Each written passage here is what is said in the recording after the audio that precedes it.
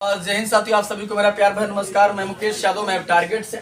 और आज हम लोग पढ़ेंगे कक्षा 9th की मैथ एक्सरसाइज 15.1 का क्वेश्चन नंबर 8।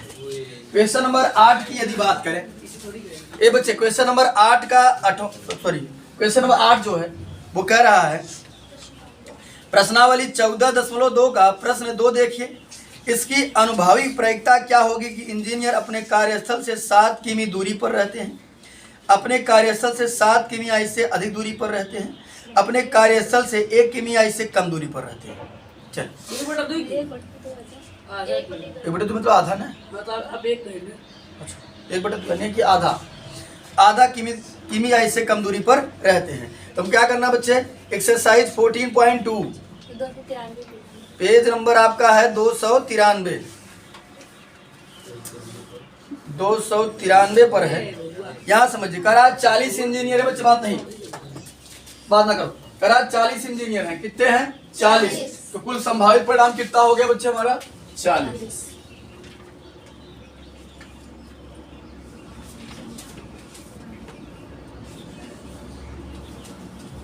कुल संभावित परिणाम हमारा जो बना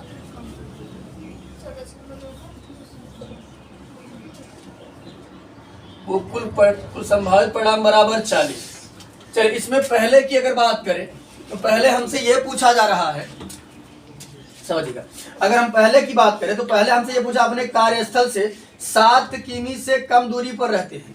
यही इतने ऐसे कितने इंजीनियर हैं जो 7 किमी से कहाँ रहते हैं, कम दूरी पर रहते हैं। यानी 7 किमी से कम दूरी यानी कि कुल मिलाकर के 6, 5, 4, 3, 2, 1 किलोमीटर पर। ठीक, तो काउंट करें इसमें से कितने हैं। अगर हम काउंट करते हैं बच्चे, अब यहाँ लिखते तो है नहीं, हम काउंट कर लेते हैं ऐसे। अब काउंट कर लीजिएगा किताब से। तो पहले वाले लाइन में हो जाएगा 1, 2, फिर दूसरे लाइन में 3, 4, 5, 6, 7, 8, 9। क्या समझिएगा, अगर हम बात करें बच्चे टोटल कुल मिला करके, तो हमने ये देखा कि 9 इंजीनियर ऐसे, आप काउंट कर लीजिएगा, उसमें दिया गया है 9 इंजीनियर ऐसे हैं जिनका कार्यस्थल से दूरी जो है वो 7 किलोमीटर से क्या है, कम है। कोई 5 पर रह रहा है, कोई 3 किलोमीटर पर रह रहा है, कोई 2 किलोमीटर पर रह रहा है, ऐसे ऐसे करके हैं। तो अनुकूल परिणाम कितना हो गया 9।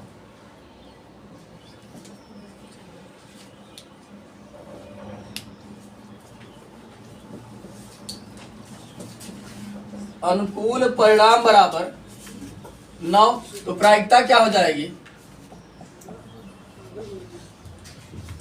प्रायिकता हो जाएगी अनुकूल अपान संभावित, तो 9/40। दूसरा प्रश्न हमसे पूछा जा रहा है बच्चे, दूसरे प्रश्न की अगर हम बात करें तो दूसरा इसमें कह रहा अपने कार्यस्थल से 7 किमी या इससे अधिक दूरी पर रहते हैं। तो यहाँ समझिएगा कुल कितने थे बच्चे 40। कुल कितने थे 40 में हमने देखा कि 9 ऐसे हैं जो 7 किमी से कम दूरी पर रहते हैं। अब हमसे कह रहा है कि आप बताइए जो 7 किमी या 7 किमी अधिक दूरी पर रहते हैं, तो 40 में से 9 क्या करेंगे, घटा देंगे, कितना बचेगा 31। अनुकूल परिणाम हमारा जो बना, अनुकूल परिणाम हो गया कितना 31। तो प्रायिकता कितनी हो जाएगी, अनुकूल अपान संभावित, तो प्रायिकता बराबर हो जाएगा 31/40। इसी का तीसरा प्रश्न है। इसी के तीसरे प्रश्न की यदि बच्चे हम बात करें, इसी का तीसरा प्रश्न का रहा अपने कार्यस्थल से आधे किमी या इससे कम दूरी पर रहते हैं। तो क्या कोई ऐसा इंजीनियर है जो आधे किमी से कम दूरी पर रहता हो या आधे किमी पर रहता है कोई बच्चे? तो हमें तो नहीं दिख रहा है कोई हो जो। कौन सा क्वेश्चन था,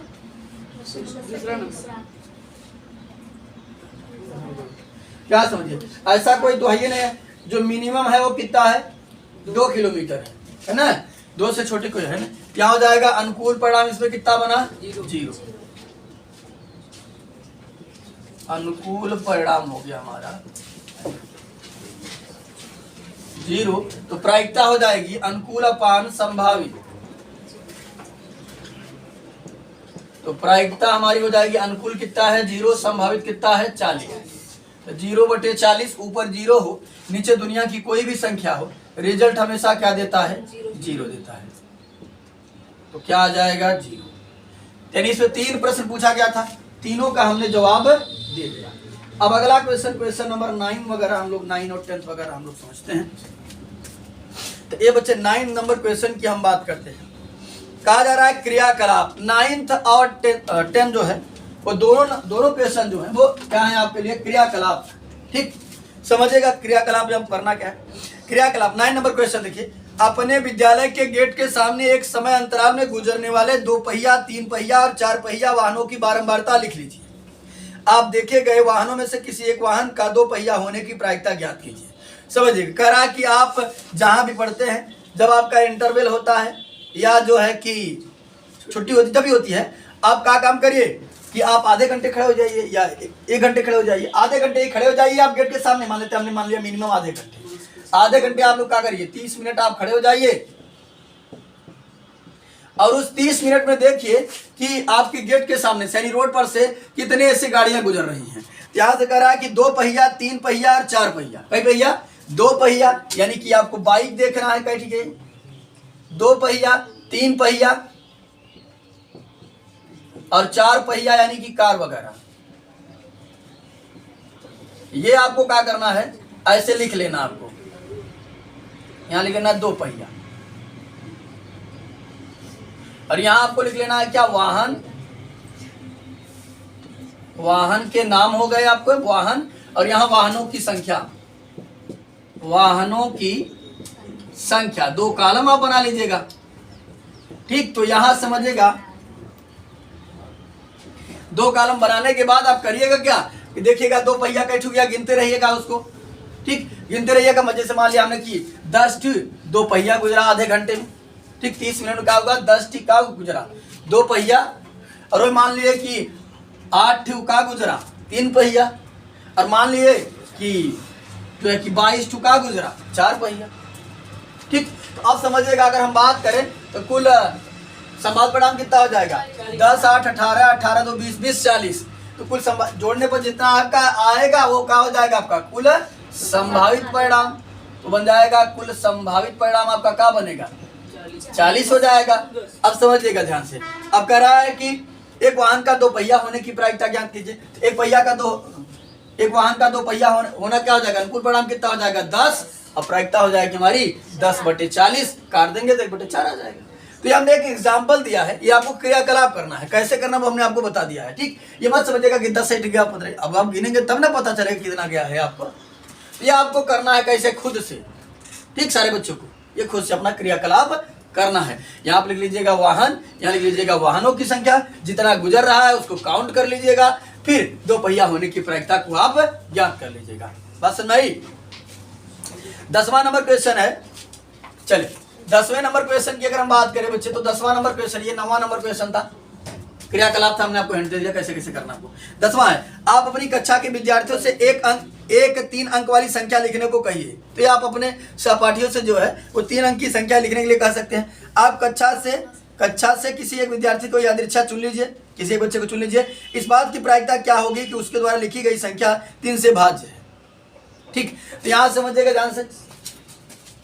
कह रहा है कि अपने कक्षा के विद्यार्थी से, ढेर सारे बच्चे ऐसे बैठे हैं, उनसे कहिए कि 3 अंक की संख्या लिखें। कई अंक की, 3 अंक की, 3 अंक की संख्या। तो पहले तो आपको कुल संभावित परिणाम निकालना होगा। मान लेते हैं कि सब लोगों ने लिख लिया, जितने भी क्लास में बच्चे थे सब लोगों ने क्या किया है, लिख लिया है। तो कुल संभावित परिणाम कितना होगा। ठीक, क्या यहां समझिएगा कुल संभावित परिणाम।